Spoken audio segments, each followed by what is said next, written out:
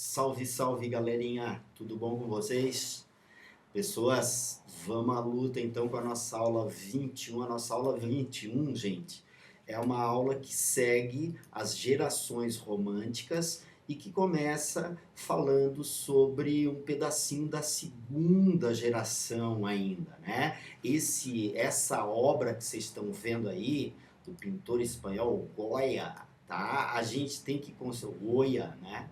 A gente tem que considerar uma expressão daquele clima de terror, daquele clima de, né, fantástico, e que é muito frequentemente associada à literatura romântica de segunda geração desse cara aqui, o Álvares de Azevedo. Então eu queria chamar a atenção de vocês para o fato de que essa aula 21 ela começa com a prosa do Álvares de Azevedo, aquele livro de contos de que a gente já falou, Noite na Taverna vem referido, né? E vem também uma referência a uma peça, um texto teatral dele, Macário, que é basicamente marcado por uma série de características que são características aqui, todas elas associadas a esse clima que a gente chamaria hoje de gótico. Aí é o clima gótico, né? A mulher, ao mesmo tempo que é anjo, também é demônio, porque é tentação. Essa é uma ideia que eu queria lembrá-los, é uma ideia da Idade Média, do Barroco também. Então, esse resgate dessa figura ambígua personificada na figura feminina, né? Muito frequentemente a atmosfera é marcada pela bebida, pelos excessos alcoólicos e tal. Basicamente o que a gente tem nessa primeira parte da aula é uma referência a esses universos aqui, como o universo desse Caspar Friedrich, né? A gente já viu na aula passada esse quadro aqui, essa obra, que é uma obra seminal, fundamental, do Caspar Friedrich, né? A ideia do cemitério, né, pessoal, do terror, e toda essa atmosfera é construída pelo Álvares de Azevedo em duas obras. Primeiro, Noite na Taverna, e aí eu queria chamar a atenção de vocês para o fato de que Noite na Taverna é uma obra, além de ser um livro de contos, além de ser um texto, né, em prosa, não é poesia, lembra, o Álvares de Azevedo é um grande autor poeta, né, um grande escritor de poesia. A gente tem uma obra que ela é toda situada na Europa. Olha só a superação da primeira fase nacionalista, ó. Não tem referências a personagens brasileiros, os nomes são europeus, os ambientes são europeus, e a gente tem aquela ideia da mulher, ao mesmo tempo que é angelical, ela também é sedutora e diabólica, né? A ideia da mulher sexualizada aqui, tá? Essa ideia é uma ideia que persiste até hoje, tá? Isso tudo, gente, está associado àquele caráter evasionista dessa geração, né? Através do álcool. Opa, álcool tem dois Os e um C, tá? Mas esse álcool aqui, provavelmente escritura de um bêbado. Da vida orgiástica, né? Dessa vida desregrada, e muito frequentemente associada também a esse maniqueísmo cristão aqui. Em Macário, na peça de teatro, a gente vai ter a ideia de que é uma obra dividida em duas partes. Na primeira parte, Macário ele faz uma espécie de pacto com o Satã. Eu e vocês já conhecemos essa história, tem dezenas de relatos com esse mote, né, com esse motivo, e a gente também tem a ideia, na segunda parte, de um grande diálogo, um longo diálogo, extenso diálogo entre Macário e Penseroso, tudo nesse clima de perdição, essa atmosfera de basicamente terror. A gente podia associar até a ideia de terror. O que eu queria chamar a atenção de vocês? A terceira geração, galera, ela é uma geração muito mais voltada, mas muito mais voltada mesmo, tá? Para o aspecto social, gente. Essa terceira geração romântica, ela é uma geração que a gente chama geração do condoreirismo, ou também chamada de hugoanismo, tá? Como a segunda era chamada de byronismo por causa do Lord Byron, essa terceira vai ser chamada de hugonismo por causa do glorioso Victor Hugo, que é o autor de Os Miseráveis, um livro no qual existe uma crítica social muito intensa. E o nosso escritor, né, romântico, mestre da crítica social, foi esse cara aqui, o poeta dos escravos, Castro Alves. É o grande poeta da terceira geração romântica que a gente tem de considerar. O primeiro momento, aspecto importante, fundamental, é essa diferenciação aqui, ó. Nota, gente, que a primeira e segunda geração, ela é muito mais voltada para si mesmo, tá? Então, o aspecto da primeira geração é um homem romântico voltado para si mesmo. Lembra lá? Minha terra tem palmeiras, não permita Deus que eu morra. Olha como o centro das atenções é esse eu. Já a terceira geração romântica, ela indica um ser voltado mais para o exterior, um olhar voltado para fora. E aí, nesse sentido, o Castro Alves vai escolher praticamente como tema dele, né, principal, a ideia da crítica à escravidão. Tá? O Castro Alves vai elaborar uma poesia muito marcada por essa crítica à escravidão. Por isso a gente chama de poesia social, por isso a gente chama de poesia libertária e outras expressões mais que a gente vai ver ao longo dessa aula aqui. Por exemplo, vamos dar uma olhadinha num fragmento desse poema aqui chamado Pedro Ivo. República, voo ousado do homem feito condor, raio de aurora ainda oculta, que beija a fronte ao Tabor. Deus, porque enquanto que o monte bebe a luz desse horizonte, deixas vagar tanta fronte no vale envolto em negror. Vocês notem um dos detalhes fundamentais para a gente compreender a lírica do glorioso Castro Alves e a gente conseguir aprender ou fazer uma associação com a expressão condoreirismo. O que o condor aqui está significando? O condor aqui, galera, ele significa liberdade. Compreenderam agora? Toda a ideia de liberdade aparece meio que cristalizada, resumida no uso do condor, condoreirismo, por isso a geração condoreira, ou a geração, né, do condoreirismo. Essa linguagem também é uma linguagem que a gente classifica frequentemente como uma linguagem altissonante, porque essa poesia era a poesia do discurso político, era a poesia para emocionar, mas era a poesia também para engajar a plateia, para trazer a plateia contigo. Esse estilo é um estilo altamente declamatório, o uso da hipérbole, do exagero, vocês lembram, né? E, invariavelmente, um elogio da República e uma crítica muito clara à monarquia brasileira lá daquele período. Muito frequentemente, eles usam nesse tipo de poesia, gente, a ideia do vocativo. A pátria vem a ser o vocativo. Ó, pátria, olha só, a pátria como vocativo. Essa vírgula aqui indica que ele está falando com a pátria, não se esqueçam. Tá? Então, aqui nesse contexto, o eu lírico conversa com a pátria. Ó pátria, desperta, não curves a fronte, que enxuga-te os prantos o sol do Equador. Não miras na fímbria do vasto horizonte a luz da alvorada de um dia melhor. Já falta bem pouco, sacode a cadeia que chamam riquezas que nódoas te são. Não manches a folha de tua epopeia no sangue do escravo no imundo balcão. Nota que ele faz essa poesia com o sentido de, sobretudo, chamar a atenção para um momento histórico que é o momento da libertação do escravo. E usa isso nessa linguagem grandiloquente, altissonante, essa linguagem que é a linguagem do discurso. Aqui também tem um trecho dele muito famoso, um fragmento de poesia, no qual a gente percebe que ele coloca em evidência o povo, aquela poesia que,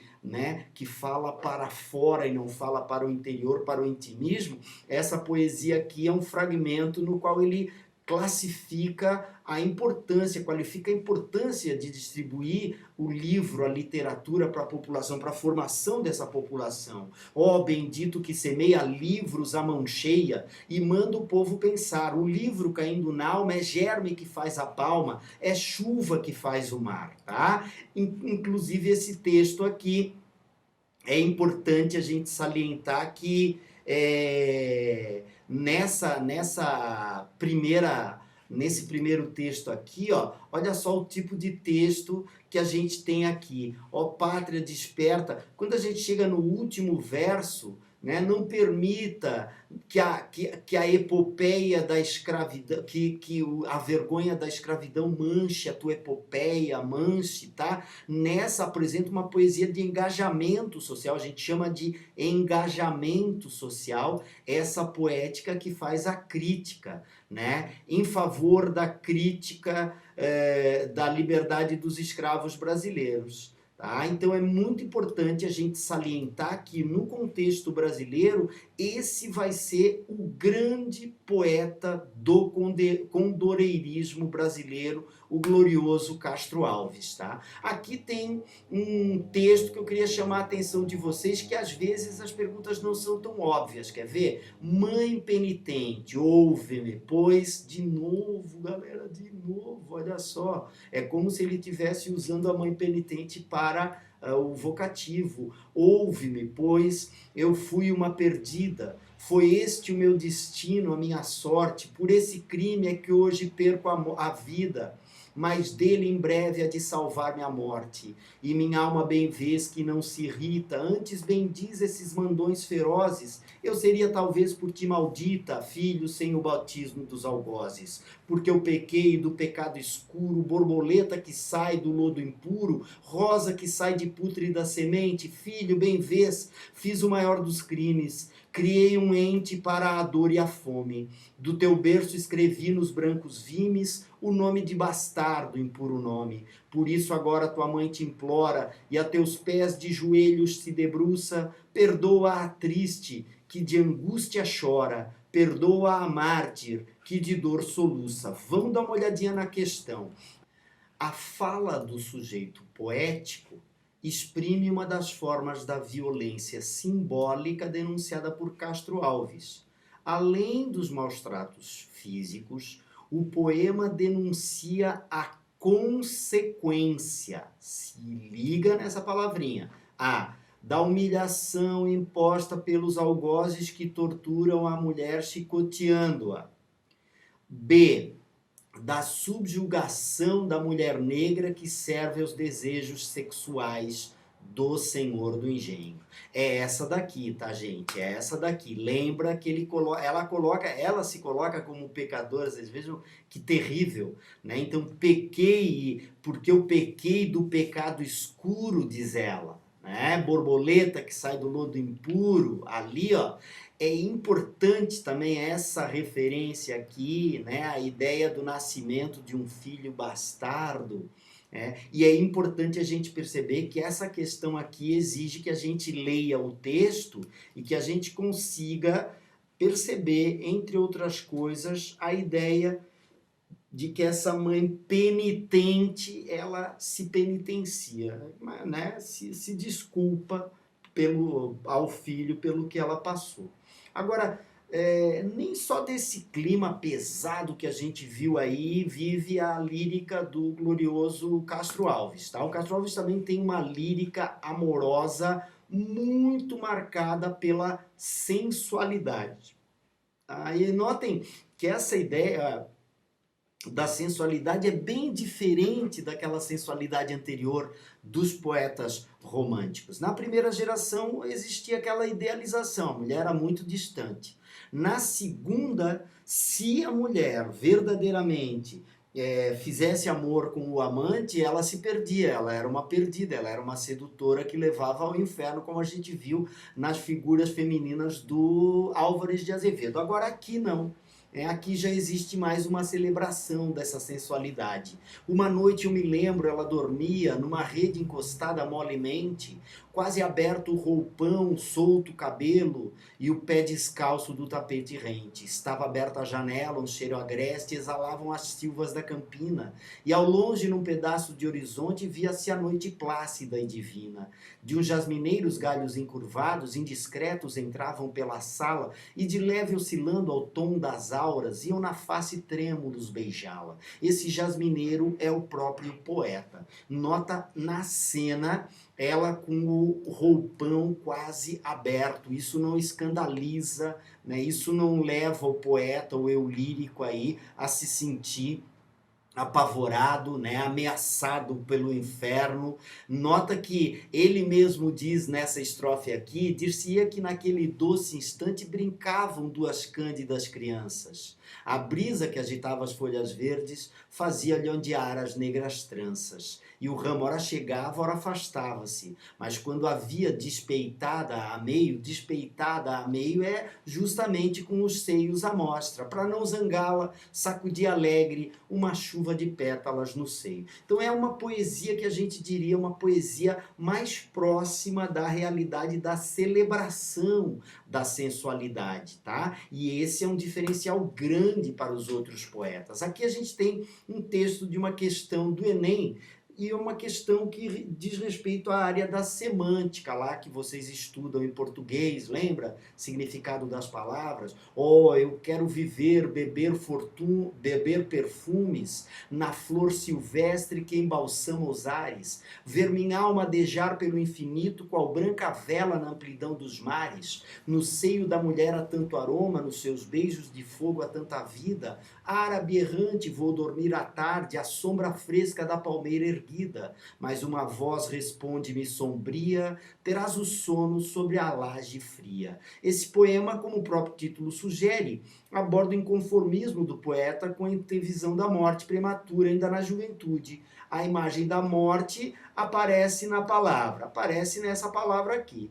Terás o sono, né? Não tem nenhuma outra ali, gente. Terás o sono sob a laje fria. É a laje do sepulcro, a laje, né, da sepultura, tá certo?